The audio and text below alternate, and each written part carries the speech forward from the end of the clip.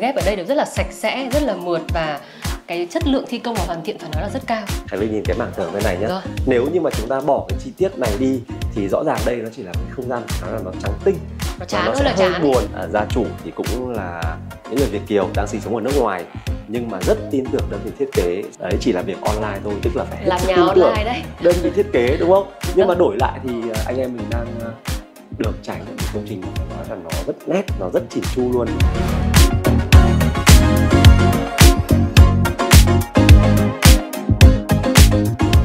Xin chào, nhà ép đã quay trở lại rồi đây. Ngày hôm nay thì Linh và anh Duy sẽ cùng dẫn mọi người ghé thăm một căn hộ hết sức thú vị tại tòa Beverly Vinhome Grand Park, thành phố Hồ Chí Minh. Và căn hộ ngày hôm nay chúng ta là một căn hộ có 2 phòng ngủ với diện tích là 79 m², được thiết kế theo cách hiện đại, rất đẹp mà ngay bây giờ thì chúng tôi sẽ giới thiệu cho mọi người. Xin mời.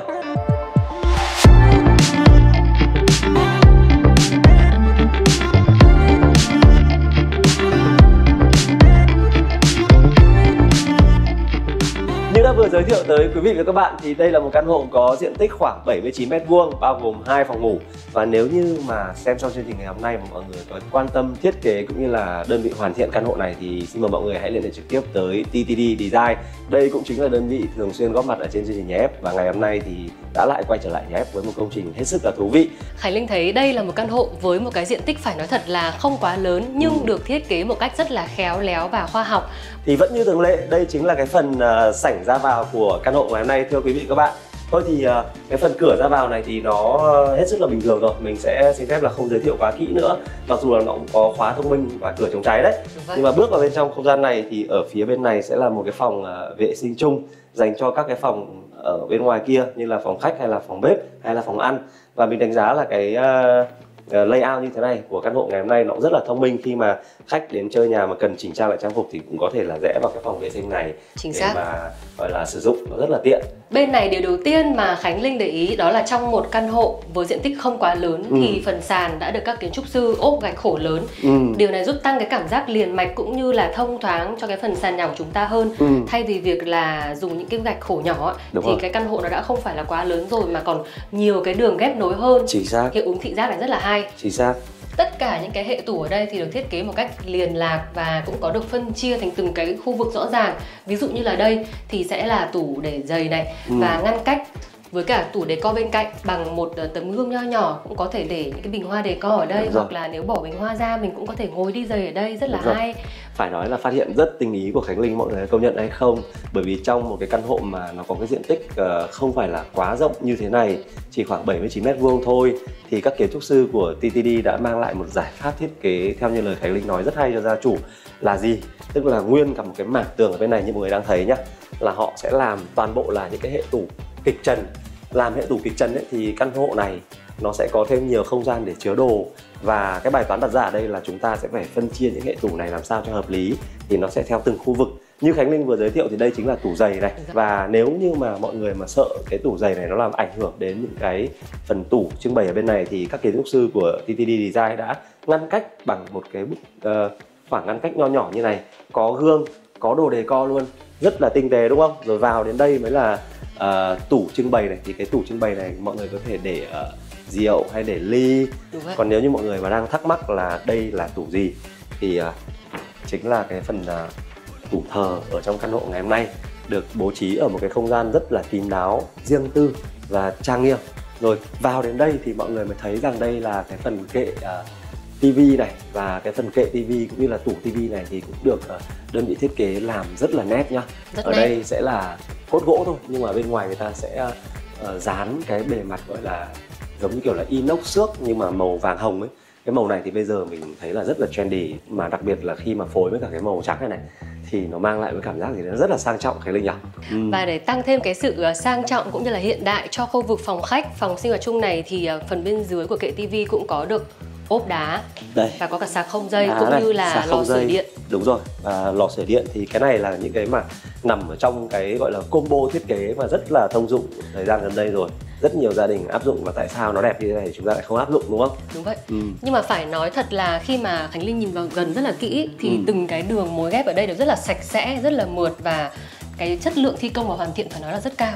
Đúng rồi, và em sẽ còn phải bất ngờ hơn nữa về chất lượng thi công của căn hộ này khi biết cái thời gian hoàn thiện của nó, theo các kiến trúc sư cũng như là đơn vị TTD chia sẻ thì thời gian để mà đơn vị thiết kế làm việc với chủ nhà nhé, để hoàn thiện căn hộ này nó chỉ rơi vào khoảng nhỉnh hơn 1 tháng một xíu thôi.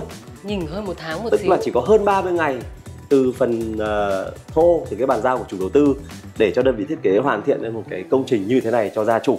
Và Khánh Linh sẽ còn bất ngờ hơn nữa khi biết đến cái chi phí hoàn thiện của căn hộ này. Lát nữa chúng ta sau khi mà theo dõi xong căn hộ này thì mọi người sẽ thấy được là cái chi phí chỉ khoảng hơn 600 triệu để hoàn thiện một căn hộ như thế này thì nó lại hợp lý như thế nào.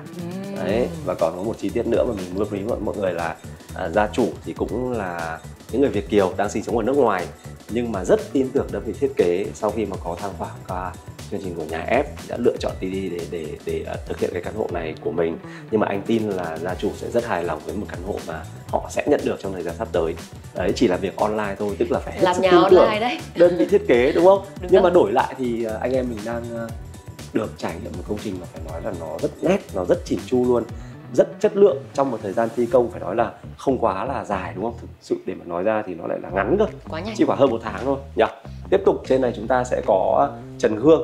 Trần gương được thiết kế theo kiểu vát như thế này thì nó sẽ giúp tăng cái hiệu ứng rộng rãi hơn trong căn hộ này. Và cái phần trần này thì cũng được đơn vị thiết kế bố trí cái hệ thống chiếu sáng rất là thông minh và hợp lý. Do vậy là ánh sáng ở trong này nó sẽ rất là dịu và nó sẽ tạo cho cảm giác một căn hộ hiện đại. Và trong không gian phòng khách thì nổi bật lên đó chính là một bộ sofa với cái tông màu cam đất rất là đẹp mắt, tăng cái tính tương phản giữa cái tông màu chủ đạo của ngôi nhà này là màu trắng. Và như mọi người cũng đang thấy, bộ sofa kích thước rất vừa phải, ngồi cũng rất là êm.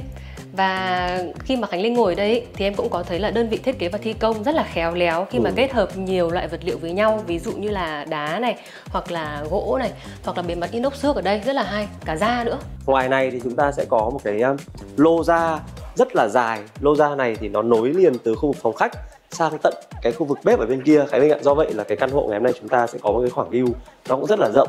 Nhưng mà ngày hôm nay thì trời hơi nắng cho nên là anh em chúng mình xin phép là sẽ không mở cái rèm này ra để ảnh hưởng đến cái chất lượng ghi hình. Thế còn ở phía đối diện khu vực phòng khách đó chính là bàn ăn. Kế bên này chính là góc bàn ăn của căn hộ này, và Khánh Linh đánh giá đây cũng phải coi là một điểm sáng trong thiết kế. Các kiến trúc sư cũng đã chọn một cái bàn ăn với hình dáng rất là hợp lý, hình chữ nhật, có thể ngồi được khoảng 4 người. Và nếu như mà gia đình mình có khách thì cũng có thể kéo cái phần này ra, sẽ ngồi được khoảng đâu đấy 6-7 người gì đó. 6 đến 8 người đúng không? Đây là bàn ăn thông minh. Đó, cái giải pháp này là giải pháp mà chúng ta thường xuyên bắt gặp ở trong những căn hộ hay là trong những không gian mà nó có cái diện tích không được rộng rãi cho lắm. Và để giúp cho cái không gian bàn ăn này nó bớt đơn điệu thì cái giải pháp mà đơn vị thiết kế đưa ra nó cũng đơn giản thôi, nhưng mà mình đánh giá nó rất hiệu quả. Đây, Khánh Linh nhìn cái mảng tường bên này nhé.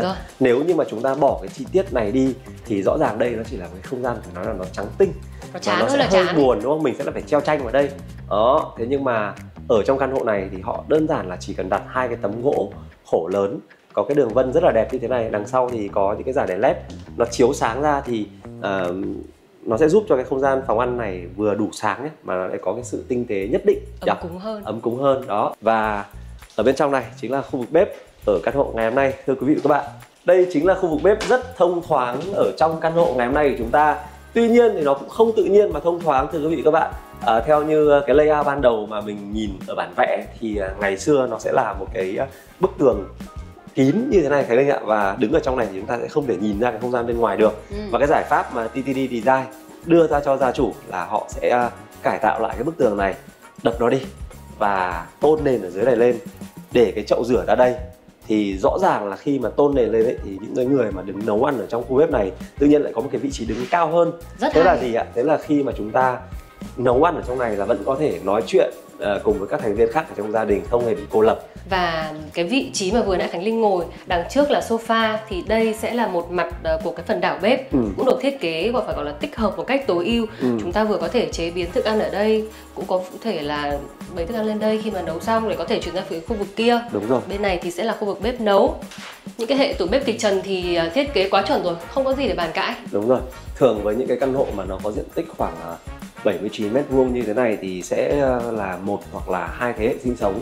Với cái nhịp sống hiện đại bây giờ thì anh nghĩ là cái việc mà nấu ăn ở nhà nó cũng sẽ không phải là quá thường xuyên đâu. Do vậy thì chừng này tủ là anh nghĩ là cũng là vừa đủ với cả một cái không gian bếp như thế này rồi. Ngoài ra thì chúng ta vẫn sẽ có thêm những cái hệ tủ ở phía bên này nữa. Đó, tức là cái cách mà tận dụng không gian của đơn vị thiết kế dành cho căn hộ này thì phải nói là thực sự rất là đáng nể đây này. Đấy, rất là nhiều tủ nhá. Thậm chí có cả máy rửa bát. Máy rửa bát thì thiết kế rất là chuẩn rồi, được đặt ở ngay cạnh cái khu vực chậu rửa này. Thiết kế đúng là chuẩn, không cần chỉnh luôn. Phía bên này nhá là chúng ta có thêm cả một cái cánh cửa đi ra lô ra mà chúng tôi đã vừa giới thiệu tới mọi người. Thì cái lô ra này có thể là đi thông sang cái phần lô ra ở phòng khách. Và khi mà gia chủ nấu nướng ở trong này thì có thể là mở cái cửa này ra này, và không khí gây mùi khó chịu nó có thể là được lưu thông ra bên ngoài. Phải nói đây là một căn hộ mà cái layout ban đầu của chủ đầu tư cũng đã là đẹp rồi, nhưng mà sau khi mà vào tay đơn vị thiết kế xong thì nó lại còn được nâng cấp lên một cái mức độ hợp lý hơn nữa. Và lối đi này thì sẽ dẫn chúng ta tới 2 phòng ngủ ở trong căn hộ ngày hôm nay. Thôi thì mình cứ vào phòng ngủ này trước đi. Cũng chưa biết là phòng ngủ gì đâu, nhưng mà cứ vào. Và ngay khi vừa bước vào thì Khánh Linh nghĩ là mọi người cũng sẽ đoán ra được đây chính là phòng ngủ của các bé, con của gia chủ, với một cái thiết kế rất khác so với cả những không gian ngoài kia.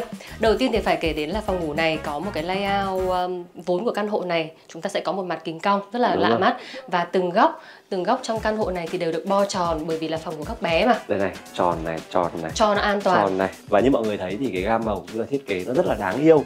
Và phía bên này chính là cái khu vực giường tầng, ở phía trên là giường nằm, ở dưới sẽ là sofa bed, để trong trường hợp nếu mà gia đình cần thêm một giường ngủ nữa thì có thể hoàn toàn mở cái sofa này ra này. Ôi, mọi người thấy không? Chỉ với một vài thao tác đơn giản thôi là chúng ta đã biến chiếc sofa bed này trở thành một chiếc giường phải nói là khá rộng rãi và đủ chỗ cho khoảng 2 người. Đúng vậy. Và khi mà chú Duy ngồi đây thì nếu như chú Duy mà để ý thì cũng sẽ có một cái ổ điện ở đây. Cái này là một chi tiết nhỏ thôi, nhưng mà cũng là phải làm từ đầu và phải có sự thống nhất giữa các kiến trúc sư và gia chủ. Giả sử nhá, mình là khách đến chơi với gia chủ của ngôi nhà ngày hôm nay đi, mà mình ở lại chẳng hạn, thì chắc chắn là mình phải ngủ ở đây rồi. Và ngủ ở đây thì ban đêm sẽ phải sạc những cái thiết bị điện tử cá nhân như là điện thoại này, tai nghe này, hay là máy tính laptop, đúng không? Mà nếu như mà không có 2 cái ổ điện rất quan trọng ở đây ấy, thì có thể là chúng ta sẽ phải sạc ở đâu đó ở bên ngoài, hoặc là ở những cái khu vực khác, và đến lúc mà mình cần dùng hoặc là mình phải ra mình rút sạc ra thì nó cũng rất là bất tiện. Đúng rồi. Và vì đây là phần giường nên là phải làm kỹ từ đầu là vì thế. Và trong cái khu vực này thì cũng có thêm những cái khoảng không gian để cho gia chủ cũng như là các bé có thể chứa đồ ở ngay cái phần bậc cầu thang để đi lên trên giường tầng trên như thế này. Thiết kế rất hay. Thì bên này sẽ là bàn học này. Đấy, vẫn là cái thiết kế cong như là chúng tôi đã vừa giới thiệu. Và cuối cùng ở trong phòng này sẽ là tủ để đồ với thiết kế như chúng tôi đã vừa nhắc đến với mọi người ở phần đầu chương trình, là toàn bộ tủ trong nhà này nó sẽ là tủ kính chắn hết để tăng thêm cái thể tích chứa đồ ở bên trong. Rồi, bây giờ chúng ta sẽ cùng nhau di chuyển sang phòng ngủ còn lại ở trong căn hộ này nhá. Khi bước vào trong này thì chắc chắn là mọi người cũng sẽ đoán được đây chính là phòng ngủ master ở trong căn hộ ngày hôm nay, với những gam màu phải nói là rất thu hút, màu đen này, màu trắng tương phản với nhau. Với khu vực giường ngủ có thiết kế mà mình đánh giá rất cao, với giường ngủ có kích thước lớn này. Nhưng mà cái điều mà làm anh ấn tượng ở đây Khánh Linh ạ, đó chính là cái phần vách đầu giường này, được đơn vị thiết kế người ta trang trí với cũng rất là nhiều những cái loại vật liệu. Như ở đây chúng ta sẽ có vân gỗ này, ở bên dưới là vân đá, và biên giới của nó thì sẽ là một cái dải đèn led chạy như thế này, thì nó cũng sẽ tạo ra những cái điểm nhấn hết sức là thú vị ở phần đầu giường. Đúng vậy, mà không chỉ đẹp thôi đâu mà các kiến trúc sư còn khéo léo bo cong cho nó hợp với cả cái thiết kế của cái khu vực phòng ngủ này, bởi vì là cũng là phần kính cong mà. Đúng rồi, đây kính cong đây mọi người nhá. Kính cong, cho nên là đấy, ở trong căn hộ này là cứ cái chỗ nào mà có những cái gọi là tiếp điểm ấy thì nó sẽ là những cái đường cong rất là mềm mại. Và ở đây sẽ là bàn làm việc cũng như là bàn trang điểm. Đấy, nó được tích hợp ở một cái kệ trang trí cũng như là kệ tivi, nó nối dài ra như thế này, thì cái giải pháp không gian này cũng khá là hay. Nó sẽ giúp tiết kiệm không gian hơn, đúng không? Và nó cũng có những cái tính liền mạch cái linh ạ. Bên này chúng ta sẽ có tủ quần áo, cánh kính tối màu kết hợp với kệ sách cốc bên này và kệ decor bên đây. Và trong phòng ngủ master chắc chắn rồi sẽ không thể thiếu được phòng tắm, phòng vệ sinh khép kín trong này.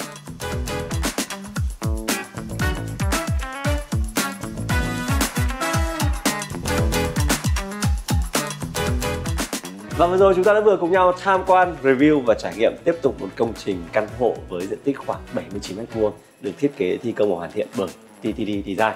Không biết là sau khi mà theo dõi căn hộ ngày hôm nay xong thì Khánh Linh thấy sao?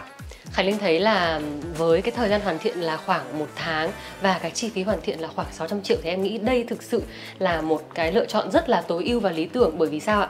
Cái thiết kế thì thông minh này, công năng rất hợp lý, và quan trọng là cái chất lượng hoàn thiện nó rất là trau chuốt, mượt mà và tỉ mỉ. Đúng rồi, và không biết là thời gian vừa qua thì có quý vị khán giả nào đang theo dõi chương trình ngày hôm nay mà vừa mới nhận bàn giao nhà ở tại khu vực Vinhome Grand Park Thành phố Hồ Chí Minh không? Và nếu như mà quý vị vừa nhận nhà xong mà đang lăn tăn chưa biết chọn đơn vị thiết kế nào để hoàn thiện tổ ấm của mình. Thì hy vọng là chương trình ngày hôm nay của chúng tôi đã mang lại cho quý vị các bạn một sự lựa chọn hợp lý.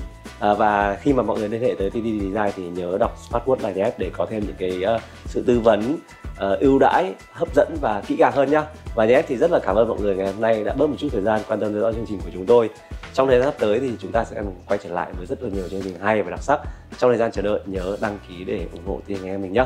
Còn bây giờ thì vẫn như thường lệ, xin chào, cảm ơn và hẹn gặp lại. Bye bye.